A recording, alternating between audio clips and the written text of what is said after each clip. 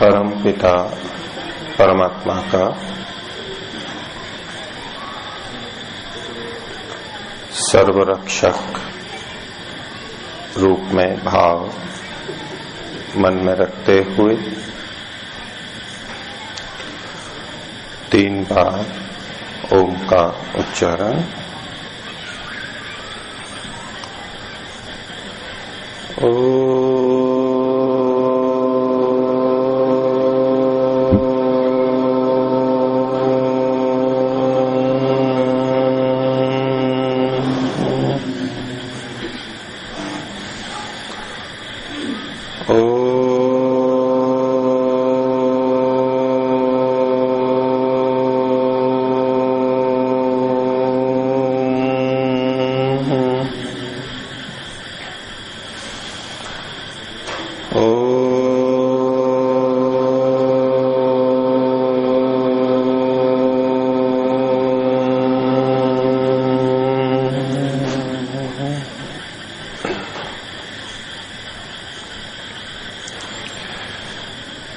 क्रियात्मक योगाभ्यास के अंतर्गत कल तप के बारे में कुछ बात रखी थी। कल की मुख्य बातों को आप में से बताएंगे। तो इधर जो बैठे हैं आपके पीछे चौथे व्यक्ति छोटे कद वाले जी, आप बताइए।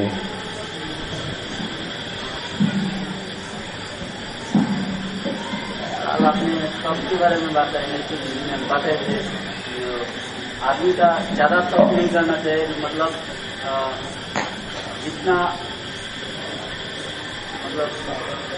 सामर्थ्य है उससे थोड़ा ज्यादा तप करना चाहिए, इसी बारे में बताइए। ऐसा ज्यादा नहीं करना चाहिए का मतलब इतना तप नहीं करना चाहिए जिससे अहित होने लगे, क्योंकि तप हम कर रहे हैं हित के लिए, साधना के लिए, मन को संयमित करने के लिए।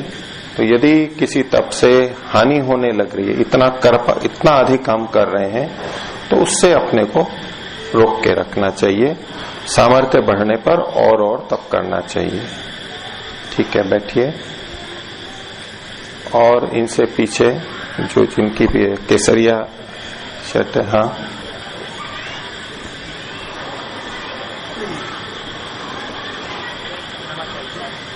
जी। कल की जो मुख्य बात है उसमें तो ये है कि सांसारिक हानि को, एक बात बताइए, केवल कोई एक बात बताइए। सांसारिक हानि को ना देखते हुए परमात्मा के प्रति दृढ़ विश्वास रखकर हम चिंता रह सकते हैं, यानी कि हमें कष्ट की अनुभूति नहीं होगी।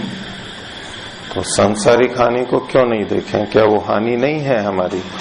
जब तक हमें परमात्मा के प्रति विश्वास है कि मैंने गलती नहीं की है, लेकिन संसार में कुछ तो हानियां हो रही हैं, चाहे वो प्रकृति ही है, लोगों के प्रति जो हमारा नजरिया है वो खो रहा होता है, तो एक तरीके से तो हानि होती है संसार में। तो उसको हानि के रूप में न देखते हुए परमात्मा के प्रति कि मैं गलत नहीं हूँ, परमात्मा देख रहा है, उसमें जब विश्वास होगा तो फिर हमें अपनी हानि नहीं दिखेगी। हाँ, तो लोक में निंदा से जो हानि हो रही है वो वास्तविक है ना? जी, वास्तविक है कि सांसारिक है। हाँ। परमात्मा की तरफ से कोई ऐसी हानि नहीं हो रही है, अगर हो भी तो उसकी क्षतिपूर्ति होगी। कर्म फल में विश्वास रखे और मैं अपने में दृढ़ विश्वास रखे कि मैं सही हूँ और परमात्मा मुझे हर एक रूप में देख रहा है। तो अगर कुछ संसार में कुछ हानि भी होती है, चाहे वो मृत्यु हो जाए, निंदा से जो भी हानि हो सकती है, धन व्यापार या संबंध में जो भी हानि होती है, उसकी क्षतिपूर्ति परमात्मा करेगा, ऐसा दृढ़ विश्वास रखे बैठे। तो इसको यूं न कहा जाए कि संसार में हानि नहीं होती, होती तो है। संसार की हानि को न देखें ये भी नहीं होगा, हानि तो दिखेगी, हमें हो रही है तो दिखेगी और हमें देखनी है। हम केवल उसका एक समाधान कर रहे हैं, उसको दूसरी प्रक्रिया की तरफ ले जा रहे हैं। आप भी बताएंगे? छोटे वाले आप थे कल, सबसे पीछे बैठे थे। अच्छा, आप बताइए चौथी संख्या पे जो है।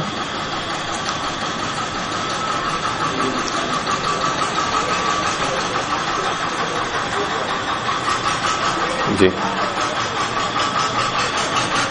कोई अतिरिक्त बात आप बताना चाहें कल की?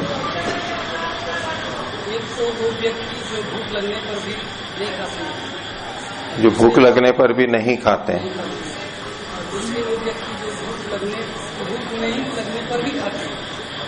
भूख नहीं लगने पर भी खाते हैं। जी, ठीक है। यहाँ इसका ये अर्थ भी नहीं लेना कि भूख लग गई आपको 6 बजे शाम को, भोजन आपका होता है 7 बजे, तो उसी समय हमारे को कुछ मिलना चाहिए कि उन्होंने ऐसा कहा था भूख लगे तो खा लें, और अभी जाकर के खा लिया, और 1-2 घंटे में कुछ नहीं होता है। इसका अभिप्राय ऐसा नहीं है जैसे ही भूख लगी और उसी समय खाने के लिए बैठ गए, ये अभिप्राय नहीं है। थोड़ी भूख तो लगेगी, उससे कोई अंतर नहीं आता, वो अच्छा है। भोजन के समय फिर भोजन हो जाएगा। तो इधर से तीसरी संख्या पे जो हैं, जिनके बहन जी जिनके छोटे बाल हैं, जी कोई बात आप बताना चाहें विशेष, कल वाली कोई और अतिरिक्त बात?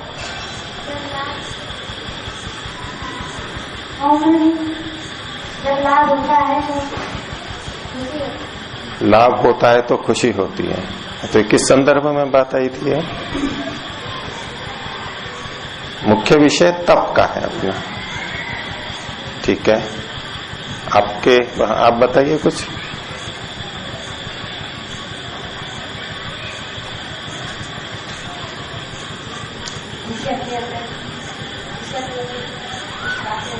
पास में रखिए। जिसे अपने अंदर विश्वास रहता है, जिसे कोई हानि नहीं।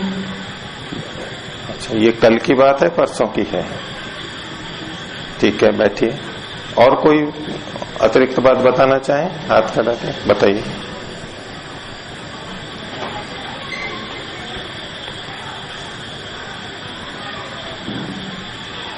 जब हमें कोई दोषारोपण करता है और हमें हानि होती है, जब कभी कोई दोषारोपण करता है और दोषारोपण के साथ जब हमें हानि दिखती है तब दुख होता है। तो मतलब दोषारोपण से दुख नहीं होता है, हानि से दुख होता है। और अगर हानि नहीं हो रही हो तो खुशी होती है। नहीं, खुशी उसकी नहीं है, वो किस नहीं, हम सही हैं, वो खुशी तो कभी भी हो सकती है। मैं क्यों जिस संदर्भ में मैंने खुशी कहा था कि दूसरे लोग हमारे पक्ष में हैं, सारे लोग पक्ष में हैं कि देखो ये जो आरोप लगा रहा है ये झूठे लगा रहा है, और सब सोच रहे हैं कि ये ठीक है। उस स्थिति में हमारे पक्ष में होते हैं तो हमको प्रसन्नता होती है, तब प्रसन्नता होगी। बैठिए। और इधर से कोई और नई बात बताना चाहें जो अतिरिक्त है? जी ना, आप बताइए।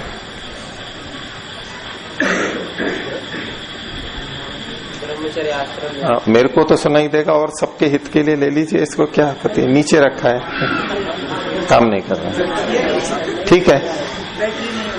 अच्छा जी जी। ब्रह्मचर्य आचरण में और गृहस्थाचरण में उनको अत्यधिक तप नहीं करना चाहिए, शरीर को हल्का रखना चाहिए। हाँ, शारीरिक तप, भूखे रहना, बहुत अधिक भूखे रहना, बहुत अधिक प्यासे रहना, ऐसा तप नहीं करना चाहिए।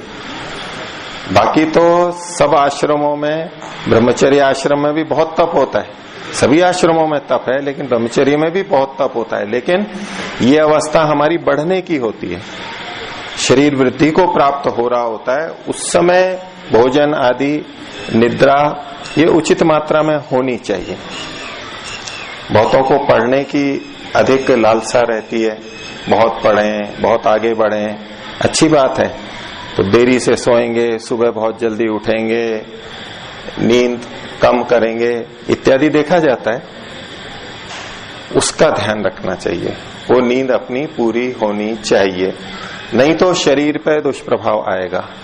ये भी एक तप कर रहा है व्यक्ति, वैसे कष्ट सह रहा है, और प्राय ऐसा जो ज्यादा पढ़ते हैं, बहुत ऊंची अपेक्षाएं होती हैं, आकांक्षाएं होती हैं, वो पढ़ते हैं। ऐसा तप नहीं करना चाहिए। बैठिए। और कोई? जी आप बताइए।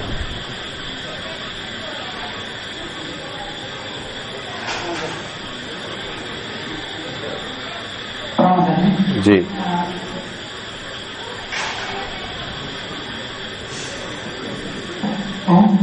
जी जैसे कि कोई शरीर से तप करने से जी। मन का भी तप होता है। शरीर से शरीर की तप करने से मन का भी तप होता है। ममत्व समाप्त होता है। मन का भी तप होता है। मन का, ठीक है ठीक है, क्षमा करें, मन का भी तप होता है, ठीक है, मन का होता है, ठीक बात है। और ये पीछे हम, ये तो उससे पहले भी हो चुका था, ठीक। तो तप में अपयश का तप, निंदा दूसरे करते हैं, तो विपरीत भाव तो हमें लगता ही है, लेकिन हम जब अपनी मानसिक स्थिति किसी दूसरी तरह कर लेते हैं तो उस कष्ट से बच जाते हैं। यही कष्ट का, द्वंद्व का सहन करना है। तपो द्वंद्व सहनम, इसमें कष्ट का सहन करने का ये मतलब तो नहीं कि कष्ट आए और कष्ट को, दुख को भी झेलते रहो। किसी ने अपमान किया, वहां मान अपमान भी है, तो अपमान किया और अपमान का दुख भी हमारे को हो रहा है, लेकिन हमने प्रतिक्रिया नहीं की, उसको बदले में कुछ नहीं कहा इत्यादि, लेकिन अंदर तो दुख हो रहा है, अंदर तो दुख हो रहा है। एक तो ये सहन करना है, ये भी सहन करना है, और एक ये सहन करना है कि उसने अपमान किया, दोषारोपण किया, और हम अंदर दुखी ही नहीं हुए। ये भी सहना हुआ या नहीं? अभी विचारने की बात है कि जब हम अंदर से ये सोच लिया कि मेरे को हानि ही नहीं हो रही है, तो दुख तो हुआ ही नहीं हमारे को, और दुख नहीं हुआ तो क्या सहन किया हमने? सहना तो कब होता है? जब दुख होगा तब। अब जब हम परमात्मा को बीच में ले आए कि परमात्मा इसकी क्षतिपूर्ति कर देगा हमारी, ये मिथ्या आरोप कर रहा है, मेरा तो दोष नहीं है, तो हमने उसको दुख रूप में लिया ही नहीं, दुख ही नहीं आने दिया, तो ये तो कोई दुख ही नहीं हुआ, तो क्या द्वंद्व का सहन हुआ और क्या तप हुआ? हाँ, दुख आए, वो अपमानित कर रहे हैं और हमारे को अपमान से बहुत दुख हो रहा है, अब हम चुप रहे, अब हम शांत रहे। दुख हो रहा है, हमने उसको गाली नहीं दी, प्रतिक्रिया नहीं की, चिल्लाए नहीं। इन दोनों में से कौन सा तप है? एक में तो दुख हुआ ही नहीं, हमने ऐसी स्थिति बना ली कि दुख ही नहीं हुआ, और दुख नहीं हुआ तो फिर क्या सहन करना हुआ? ऐसा मन में आ सकता है? नहीं। तो द्वंद्वों को सहन करना, सहन करने का क्या मतलब है? उस पर विजय पाना, उससे प्रभावित ना होना, उसका कोई उपाय निकाल लेना, उसका कोई तोड़ निकाल लेना। तो दुखी होते हुए सहन करना, तो ये अभी पूरा सहन करना नहीं हुआ हमारा, हम दुखी तो हो ही गए ना, अंदर से तो दुखी हो गए, हमने प्रतिक्रिया नहीं की दूसरे के लिए, गुस्सा नहीं किया हमने, इतने तक सहन किया, ये भी बहुत अच्छा है। लेकिन इससे ज्यादा अच्छा ये है कि हम उससे दुखी ही नहीं हुए, प्रभावित ही नहीं हुए। ये सहन करना और ऊंचे स्तर का है। तो तप का मतलब ये नहीं कि तपोद्वंद्व सहनम, कि कष्ट आए और तभी हम उसको सहन करें, कष्ट को भी अनुभव करते रहें और फिर उसको सहन करें। जैसे कि धूप में खड़े हैं और गर्मी लग रही है, पसीने आ रहे हैं गर्मी की ऋतु में, ग्रीष्म ऋतु में, और अब कष्ट भी हो रहा है और आप सहन कर रहे हैं, दुख भी आ रहा है और अब उसको सहन कर रहे हैं। एक तो ये स्थिति, और एक कि हमने ऐसा उपाय निकाल लिया, ऐसा तोड़ निकाल लिया, अपनी मानसिक स्थिति ऐसी बना ली कि उससे हमने कष्ट ही अनुभव नहीं किया। ये और ऊंचे स्तर का सहन करना है, उसको अपने पे प्रभावित नहीं होने दिया। जो ये बात कल आपके सामने रखी थी, और इसको एक लौकिक उदाहरण से हम ऐसे भी समझ सकते हैं कि विभिन्न न्यायालय होते हैं जिलाधीश में, जिला स्तर पर सत्र न्यायालय, एक उच्च न्यायालय, एक सर्वोच्च न्यायालय। अगर निचले न्यायालय ने हमारे विपरीत निर्णय दिया है, गलत निर्णय दिया है, लेकिन उच्च न्यायालय हमारे अनुकूल है, तो हमारे को कोई चिंता होती है क्या? कुछ भी नहीं। उच्च न्यायालय ने भी गलत दे दिया तो सर्वोच्च न्यायालय ने ठीक हमारे पक्ष में दे दिया, हमें पता है कि वहां ठीक होगा, तो भी हमारे को कोई चिंता नहीं। तो परमात्मा तो सबसे ऊंचा न्यायालय है, सर्वोच्च न्यायालय से, विश्व से, किसी भी चीज से सबसे बड़ा न्यायालय, और हमें ये पता है कि उसके न्यायालय में मेरे लिए ठीक होगा। परमात्मा सर्वज्ञ है, वो जानता है कि मैंने ये दोष नहीं किया है, मेरे पे मिथ्या आरोप लगाया जा रहा है, तो किसी प्रकार का बड़े के अपने पक्ष में होने पर छोटे कुछ भी करते रहे, अपने को अंतर नहीं पड़ सकता। अगर हम ऐसा स्वीकार कर लेते हैं परमात्मा सबसे बड़ा है, वो हमारी पूर्ति करता है, हमारी रक्षा करता है, तो फिर कष्ट उसमें नहीं आएगा। आज एक विषय इसी में और आगे कि कष्ट झेलना, द्वंद्वों को सहन करना तप है। बहुत सारे तप हैं, छोटे बड़े। तो इनमें अधिक बड़ा तप क्या है? बहुत सारे तप हैं, उसमें अपमान को सहन करना ये भी एक बड़ा तप माना जाता है। एक तप माना जाता है सत्य को बोलना, सच को बोलना। जब बोलना आवश्यक है, उससे अपनी कुछ भी लौकिक रूप से हानि हो रही हो, लोग हमारे से दूर हो जाएं, ऐसी भी बात हो कोई, और वो व्यक्ति सत्य बोलता है, तो सत्य के बोलने में भी बहुत कष्ट होता है। जब अपने अनुकूल होता है तब तो सत्य बोलने में कोई कष्ट होता नहीं है। ये तो परिस्थिति वहीं आती है जो ऐसा कोई बात हो जो हमें बतानी पड़ रही हो और उससे हमारे को हानि हो रही हो, दंड की या अपयश की, तब ही परेशानी होती है। और तब सत्य बोलना ये बहुत ऊंचा तप है, इसको भी बहुत ऊंचा तप माना गया। सत्य बोलने की महत्ता इतनी मानी गई कि एक तरफ हजारों यज्ञ हों, अश्वमेध यज्ञ हों, और एक तरफ केवल सत्य हो, तो भी सत्य का पलड़ा भारी है, इतना उसका महत्व है। तो सत्य को भी बहुत बड़ा तप माना गया। और एक बड़ा तप माना गया ब्रह्मचर्य का पालन। ये भी अपने आप में बहुत कष्टप्रद प्रतीत होगा, और उसका पालन भी बहुत बड़ा तप माना गया है। जैसे सत्य का बहुत बड़ा तप है, ऐसे ब्रह्मचर्य का पालन भी बहुत बड़ा तप माना गया। और एक तप जो शास्त्रों में आता है, योग दर्शन में, उसमें प्राणायाम को भी बहुत बड़ा तप माना गया है। और व्यास जी ने वहां लिखा, तपो न परम प्राणायामात। प्राणायाम से बढ़कर के और कोई तप नहीं है। प्राणायाम की प्रशंसा में ये कथन है। प्राणायाम तो हम रोज ही करते हैं, उसमें ऐसा कौन सा तप होता है? क्यों प्राणायाम सबसे बड़ा तप कहा गया?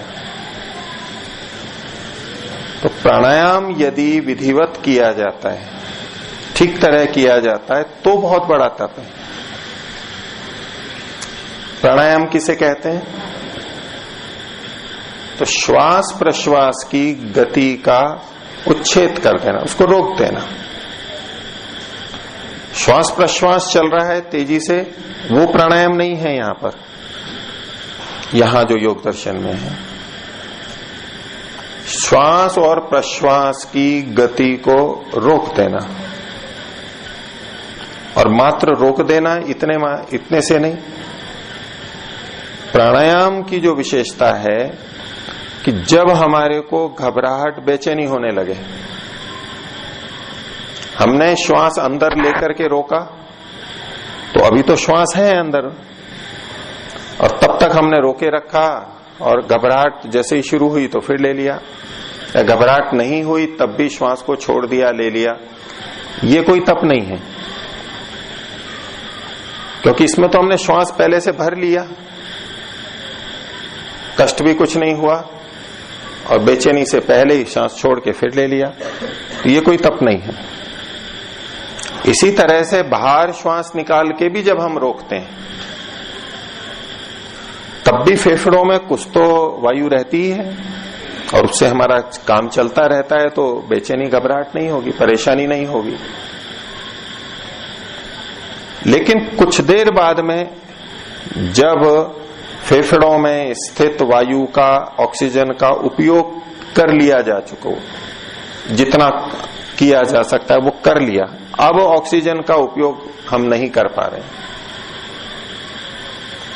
और अब घबराहट होनी शुरू हो रही है, यहां से ये तप प्रारंभ होता है। और श्वास प्रश्वास का रुकना मृत्यु की तरफ बढ़ना होता है। संसार में हमें कष्टों में बहुत बड़ा कष्ट मृत्यु का लगता है, और प्राणायाम में हम उस मृत्यु के कष्ट को स्वयं आगे होकर के अपने सामने, अपने शरीर में उपस्थित करने लगते हैं, मृत्यु की तरफ बढ़ने लगते हैं। फांसी लगती है तो क्या होता है? यही तो होता है, श्वास प्रश्वास की गति का विच्छेद ही तो होता है। लक्षण तो वही है वहां भी। पानी में कोई डूब गया, नाक में पानी भर गया, फेफड़ों में पानी भर गया, आप श्वास ले नहीं सकता, अंदर हवा है भी नहीं पानी में, वहां भी क्या हो रहा है? श्वास प्रश्वास की गति का उच्छेद हो गया, रुक गई है। तो जैसे डूबने पे, फांसी लगने पे हमारी स्थिति क्या बनती है? हम मृत्यु की तरफ जा रहे होते हैं। ऐसे ही हम जिस समय जागरूक होके, सावधान होके प्राणायाम कर रहे होते हैं, तो नियंत्रण रखते हुए हम मृत्यु की तरफ जा रहे होते हैं। मरते नहीं है, श्वास ले सकते हैं हम कभी भी, लेकिन जा मृत्यु की तरफ ही रहे हैं, हम मृत्यु का सामना कर रहे हैं। वहां पर मृत्यु के समय जो कष्ट होता है, उस कष्ट को हम उस समय सहन कर रहे हैं। और जब काफी देर हो जाती है प्राणायाम में, तो बेचैनी होती है, पूरे शरीर में बेचैनी होती है, खिंचाव होने लगता है बहुत, इतना खिंचाव, बहुत तनाव, खिंचाव पूरे शरीर में आ जाएगा, पसीने आ जाएंगे, एकदम खिंच जाएगा। और जैसे कि हमने किसी को बहुत जबरदस्ती पकड़ के रखा हो, कोई बलपूर्वक जाना चाहता है और हमने बहुत जबरदस्ती पकड़ के रखा है, खींच रहे हैं, ऐसा पूरा शरीर खींचने लगेगा, जैसे कुछ बहुत बल लगाना पड़ रहा है। ये सब क्या है? ये मृत्यु की तरफ हम जा रहे हैं, और हम अपनी इच्छा से उस स्थिति को पैदा करते हैं, मृत्यु को सामने लाते हैं। तो मृत्यु को सहन करना ये एक बहुत बड़ा तप है। इसलिए प्राणायाम को कहा तपो न परम प्राणायामात, प्राणायाम से बढ़कर के कोई तप नहीं है। और इसी बात को मनुस्मृतिकार ने भी कहा, और इसमें एक बात जोड़ करके कि प्राणायाम ब्राह्मणस्य त्रयोपि विधिवत कृता। ब्राह्मण यदि 3 प्राणायाम भी विधिवत कर ले, केवल 3 प्राणायाम, वो विधिवत कैसे? प्राणायाम की प्रक्रिया तो है ही, लेकिन उसके साथ में क्या जोड़े? व्याहृति प्रणवैर युक्त। व्याहृति का अर्थात भू भुवः स्वः मह। प्राणायाम मंत्र जो है, ये व्याहृतियां हैं, 7 व्याहृतियां कहलाती हैं, आप सब जानते होंगे। उससे युक्त हो करके, और प्रणवैर युक्त, और प्रणव यानी ओम का उच्चारण के साथ, मानसिक उच्चारण के साथ। मानसिक जप के साथ भू भुव स्वः मह जनः तपः सत्यम, ये सातों भी परमात्मा के ही नाम हैं। जिस समय मृत्यु आ रही है, प्राणायाम में हमने मृत्यु की स्थिति पैदा कर ली है, मृत्यु की तरफ जा रहे हैं, उस स्थिति में भी परमात्मा का स्मरण करना, रख पाना। व्याहृति प्रणवैर्युक्त विज्ञेय परमम तप, उसको परम तप कहा गया। तो मृत्यु के समय, अत्यंत कष्ट के समय, सामान्यतया हमारा ये सोचना रहता है कि जब कष्ट आते हैं, कष्ट में तो सभी परमात्मा को स्मरण करते हैं, दुख में सुमिरन सब करे, सुख में करे न कोई। तो एक सामान्य मान्यता तो यह है कि दुख में हम परमात्मा का स्मरण करते ही रहते हैं, लेकिन जब बिल्कुल मृत्यु सामने आ जाए, उस समय परमात्मा के ठीक ठीक स्वरूप को हम स्मरण रख सकें, परमात्मा हमारे को तब भी रहे, अर्थ की भावना हमारे मन में तब भी बनी रहे, ये बहुत बड़ा तप है। और ब्राह्मण के लिए इसलिए कहा क्योंकि ब्राह्मण इस तरह के शब्दों का प्रयोग, अर्थ की भावना, ज्ञानवान व्यक्ति परमात्मा के स्वरूप की भावना वो अधिक अच्छी तरह कर सकता है, पूरी तरह कर सकता है। तो जो इस स्थिति में भी प्रणव का जप करता है, ये भी एक बहुत बड़ा तप है। ये तो शास्त्रकार स्वयं कहते हैं। और इससे ऊपर जब हम जाते हैं तो चित्त के स्तर पर, मन के स्तर पर अपनी एक एक वृत्ति को ईश्वर की आज्ञा के अनुरूप, दूसरे शब्दों में योग के अनुरूप रखना, धर्म के अनुरूप रखना, एक एक वृत्ति को थोड़ा भी इधर उधर न होने देना, वो बहुत कठिन काम है और बहुत परेशानी भी होती है। जब रोकते हैं, अभ्यास नहीं होता है तो रोकने से बहुत परेशानी होती है। मन में विचार आएगा किसी सुख का और उसमें जाने नहीं देना है, उसको रोक के रखना है, उसमें दुख देखना है, बहुत बेचैनी लगेगी, बहुत परेशानी लगेगी। और उसको सहन करते हुए भी मन को नियंत्रित रखना, परमात्मा के स्मरण पूर्वक नियंत्रित रखना एक एक वृत्ति को, ये बहुत बड़ा तप है, बहुत बड़ा तप है। और यही योगाभ्यास है।